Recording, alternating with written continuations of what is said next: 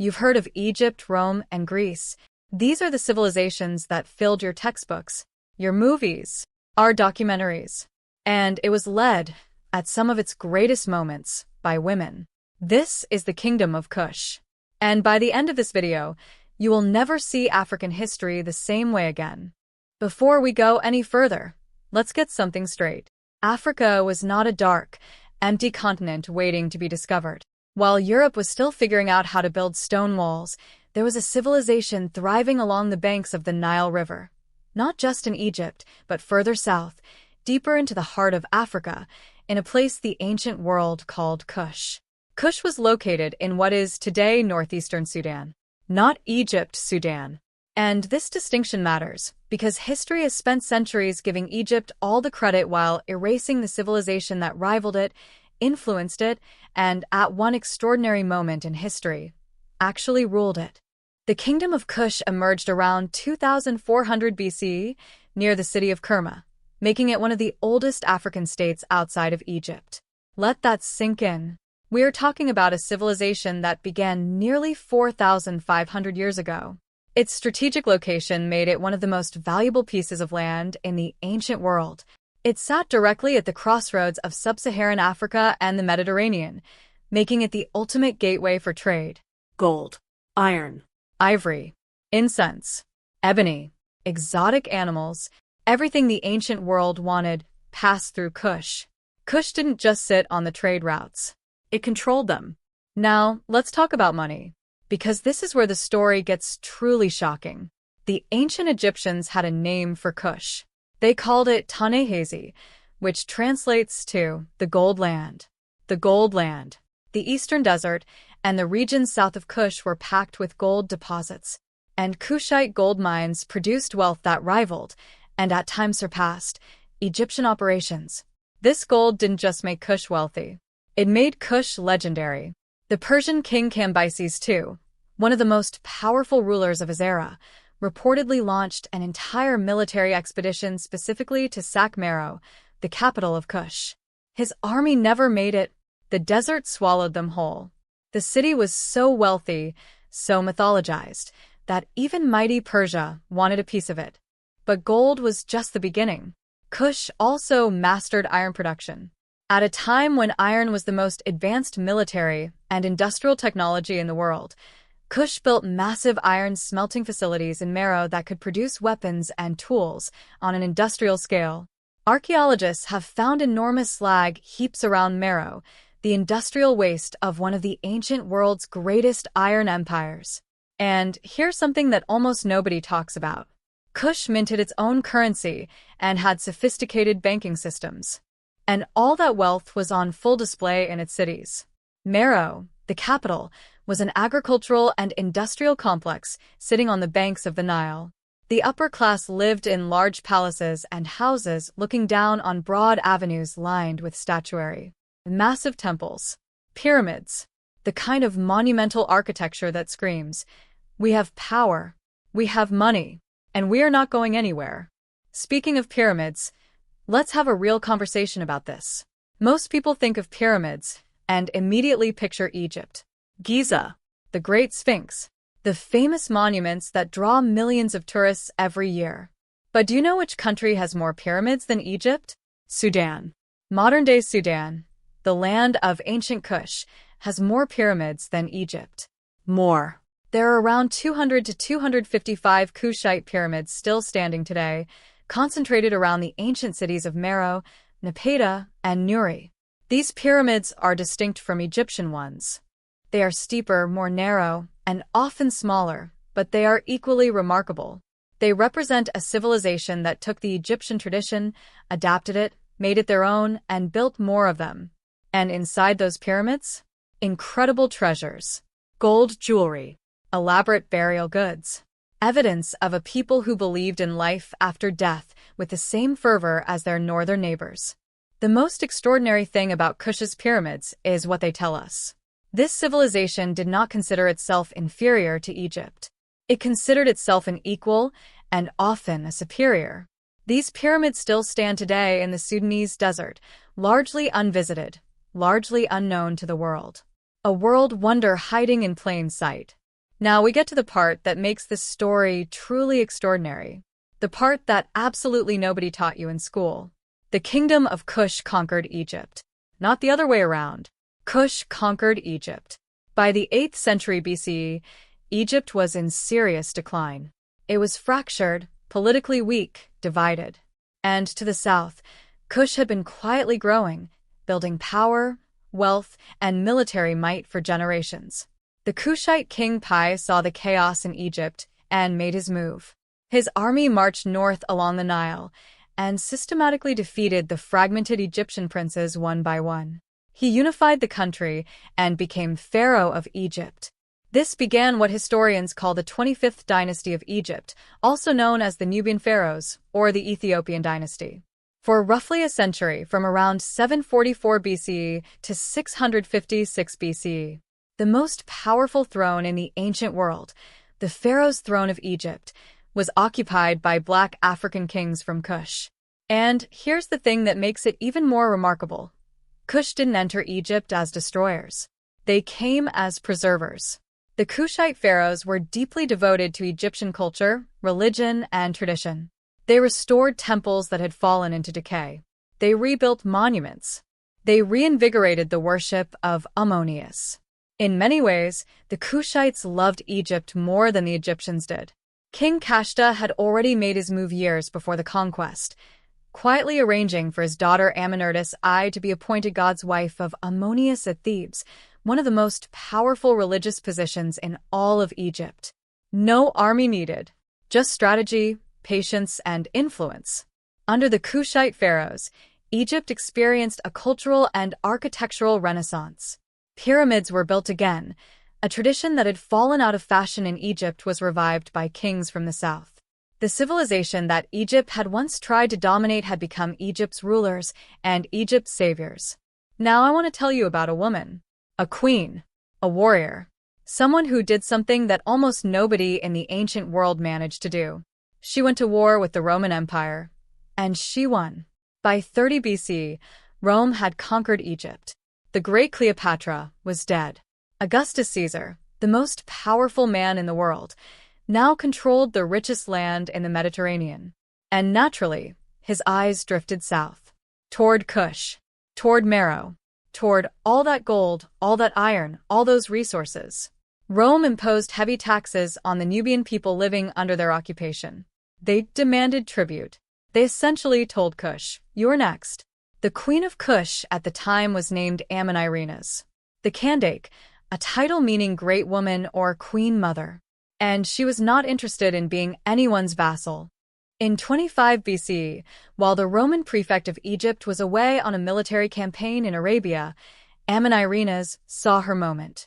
She mobilized an army of approximately 30,000 warriors, Kushite infantry, legendary archers whose bows were 6 to 7 feet long, cavalry, and war elephants, and marched them straight into Roman-occupied territory. Her forces captured 3 of Rome's most important Egyptian cities, Aswan, Philae, and Elephantine. They plundered the cities. They took Roman soldiers as slaves. And in a gesture so audacious it almost defies belief, they tore down statues of Emperor Augustus Caesar. The severed bronze head of Augustus was carried back to Meroe and buried beneath the steps of a temple dedicated to victory, so that the emperor's face would be eternally trampled underfoot. That head was rediscovered in 1912 by archaeologists. It now sits in the British Museum. An African queen buried the Roman emperor's face under her temple floor. As a trophy, Rome, of course, retaliated. A new Roman prefect named Gaius Petronius marched south with 10,000 men, pushed deep into Kushite territory, destroyed the old capital of Napata, and enslaved thousands. The war was brutal. And then, something happened that Rome almost never did. Rome stopped. The harsh desert terrain. The fierce resistance. The Kushite archers picking apart Roman formations. Petronius looked at what lay ahead of him and made a decision. This was not a war Rome could win cheaply. He fortified his position and waited. Queen Amenirines, who had by now lost an eye in battle, earning her the title, the One-Eyed Queen, sent her ambassadors directly to Augustus Caesar himself, who was in Samos at the time. She did not beg. She negotiated. The peace treaty signed in 21 BCE was, by any objective standard, a Kushite victory. Rome revoked all taxation on Kush. Rome withdrew from most of the contested territories. Kush paid no tribute. Kush ceded no land. Kush remained fully independent. Queen Amanirenas faced Augustus Caesar, the man who had conquered the entire Mediterranean world, and made him back down. She neither surrendered her land, paid tribute, nor submitted to Roman authority. Kush was hers, and hers alone. After the war, she dedicated the next 11 years of her reign to rebuilding. Historians describe the era that followed as one of the most prosperous in Kushite history, a golden age. She died in 10 BCE and is buried at Jebel Barkal in Sudan. Her legacy was immortalized in a pyramid painting showing her holding a bow, arrows, and spear, with 7 Roman captives bound at her feet. Amanirenas was not an anomaly. She was part of a tradition. In the kingdom of Kush, women held extraordinary power, political, military, and religious. The Kandakes, the warrior queens of Kush, ruled the kingdom, led armies, controlled finances, and shaped foreign policy. For more than 3,000 years, female rulers were not the exception in Kush. They were a feature. Queen Shenaktakhet was one of the earliest female rulers in the ancient world, ruling Kush in her own right, not as a regent, not as a placeholder. In her own name, Queen Amanishakheto was so wealthy that when her pyramid tomb was looted in the 1800s by a treasure hunter, he found enough gold jewelry and artifacts to fill an entire museum. Most of it was melted down. One of the great losses of archaeological history. Queen Amanitor helped build some of the most impressive temples in Kushite history and is depicted in temple reliefs smiting enemies, the traditional pose reserved in Egypt for male pharaohs. In a world where women in Rome, Greece, and most of Europe had virtually no political rights, Kush had ruling queens commanding armies and negotiating with emperors. Centuries before Europe's first recognized female monarchs, Africa had warrior queens who faced down the Roman Empire. So here's the question that deserves an honest answer. Why don't we know about this? Why is the kingdom of Kush not in every history textbook? Why are most people hearing about this for the first time right now? There are a few reasons, and none of them are flattering to the way history has been told. First, the Meroitic language, Kush's own written script, has never been fully deciphered. Scholars can read the letters phonetically, but the meaning remains largely a mystery. So most of what we know about Kush comes filtered through the accounts of outsiders, Egyptians, Greeks, Romans, who were often rivals and had their own reasons to downplay Kush's power. Second, when European archaeologists and colonialists arrived in Sudan in the 19th century, the story they found did not fit the narrative they wanted to tell. They encountered pyramids, advanced cities, complex writing, monumental art, all in sub-Saharan Africa. Some of them literally refused to believe that Black Africans had built what they were looking at. Credit was deflected. History was distorted. Third, and this is perhaps the most uncomfortable truth, Sudan today is not a wealthy tourist destination. Egypt has the marketing budget, the global brand, the famous imagery. Sudan's remarkable ruins sit largely unvisited, underfunded, and underprotected. Some of them are currently under threat from flooding caused by dam construction. The Kingdom of Kush built more pyramids than Egypt, defeated Rome, ruled Egypt itself, and the world barely knows it existed. That is not a coincidence. That is a choice made by centuries of selective storytelling. But history, real history, cannot be buried forever. Modern archaeology is rewriting the story of the ancient world, and Kush is at the center of that rewriting. Excavations at Meroe, Napata, and Kerma continue to reveal new findings every year. New temples, new tombs, new artifacts that push our understanding of this civilization further and further. The pyramids of Meroe were designated a UNESCO World Heritage Site in 2011. Slowly, painfully slowly, the world is beginning to pay attention. Greek historian Herodotus described the people of Kush, whom he called the Ethiopians, as the tallest and most handsome of all men and blameless, visited by the gods themselves. The Bible references Kush multiple times, describing them as a nation feared far and wide, a people of military power, great height, and exceptional wealth. These were not the descriptions of a primitive people. These were descriptions of an empire that stretched from central Sudan to the Mediterranean, that ruled Egypt, that held off Rome, that built more pyramids than any civilization on earth, that was led, at times, by warrior queens who commanded armies and negotiated treaties with the greatest powers in the world. Here is what I want you to take away from this video. History is not a fixed thing. It is not a finished book. It is a living story, one that gets rewritten as we discover more, as we ask harder questions, as we demand that more voices be heard. For too long, the story of Africa has been told starting with colonialism, as if nothing of significance happened on this continent before European ships arrived. But the Kingdom of Kush is proof, ancient, towering, undeniable proof, that Africa had empires of extraordinary wealth, sophistication, and power long before Europe was dreaming of them. The Kushites built pyramids while much of Europe was living in wooden huts. They refined iron when Europe was still in the Bronze Age. They produced queens who commanded armies when women in Rome had no legal rights. They negotiated with Augustus Caesar from a position of strength when most of the known world was kneeling at Rome's feet. The Kingdom of Kush did not need to be discovered. It was always there.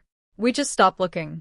If this video opened your eyes, like, subscribe to the channel and share the video. Because the only way we fix the gaps in history is by filling them, one story at a time. The Kingdom of Kush existed. It was extraordinary. And now you know it too.